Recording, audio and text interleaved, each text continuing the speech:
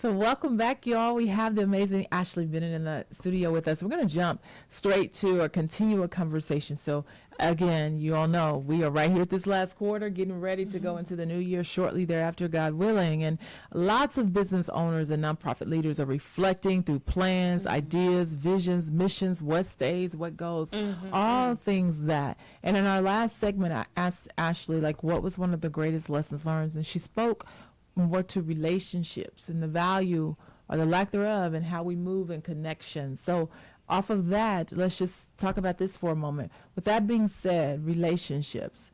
Do you see a connection between relationships and some of your greatest victories in your business, or nah? Like, how would you talk about your greatest victories? Absolutely. I would say for my greatest victories, relationships is definitely key. Because I believe that everybody that has been connected to the organization made a great impact. Like, they truly, that is the reason why we were able to catapult into different areas and different arenas, is only because of the relationships that were built with others. And that kind of pushes me into the greatest victory is, well, one of them, I'll say one, is seeing those that were connected to the organization go on and do amazing things. I think that is so, that warms my heart. And if I'm completely honest, there was a time years ago, part of my insecurities was like, man, wow, people move on and they do great things, and, we're still climbing, but it's amazing because it says, wow, they were connected at some point in time. That's right. And look at where they are now. Yes. I can say for almost everyone, we were a group of about 25 young adults at that time. And I kid you not, every single one of them has moved on to doing some great things. And it is so, it just feels good to know that I can't take the credit for it, but I played a part. I was connected. Absolutely. So that's amazing. Yeah, I think it's interesting as you're talking about that, particularly in your role, with what you do. If you're mentoring and doing programming that is supposed to empower and strengthen, then the end goal is that people become great. Right. And so as we're processing that, I think what shifted and what evolved was you. And how you begin to see the wins, right? And so I would want to talk about that, y'all, because what she's saying is that her greatest victories is seeing other people excel.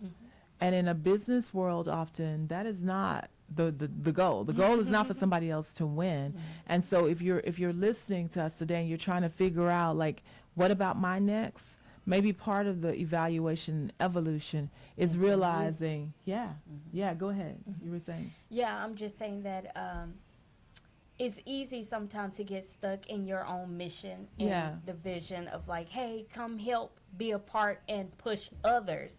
But even those that are the pushers that are connected, they need to move on as well and be pushed and move on to push their own missions and goals. And what do you think prevents people from doing that? Like, why sometimes do we as business owners hold on so tight to the people, to the mission as it looks, as it's being current? Like, I love to tease one of my friends. I say, y'all still doing the 100 women in white, and y'all don't have but 22 and they ain't cream. Like, when we gonna move? Like, when are we gonna move this? When are we gonna adjust? But we hold to it. Do you see that, or do you think that's a real? Oh yeah, no, I definitely think that's that's a me complex. I believe, like a selfish mentality.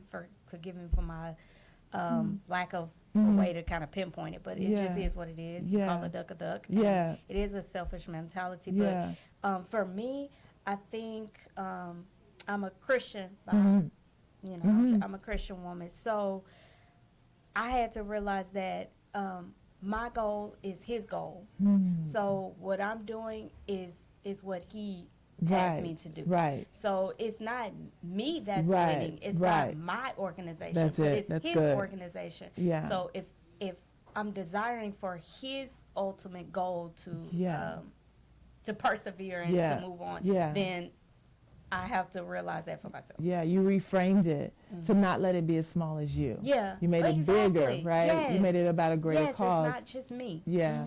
And however you process that, whether you have this faith or another faith, I think there's a similar thread that runs through all of it for business owners when people will tell you, find out your why. That's another way of saying the same thing. Figure out why you're in business and what you're up to. All of those conversations are really all the way back to what you're saying. It became bigger than you and what you want and don't want. Right. And so for many of us, as we're reflecting and just trying to find our way, it's critical to go back to, why am I doing this anyway? And when we come back, we'll talk about why it's so critical to have that answer. And I'll give you the end of the story before we get there, because there are days when it really gets hard. Oh. And you want to throw in the towel. Oh, yeah. And it's the why. Many days. Right? And it's Yeah. the why that keeps you moving. So y'all keep it right here on the amazing 102.5 FM. We'll be back with Ashleigh Bennett, and then we're going to get out of the way with Jehovah. And let me see what he over there doing too. Y'all keep it here. We'll see you in a moment.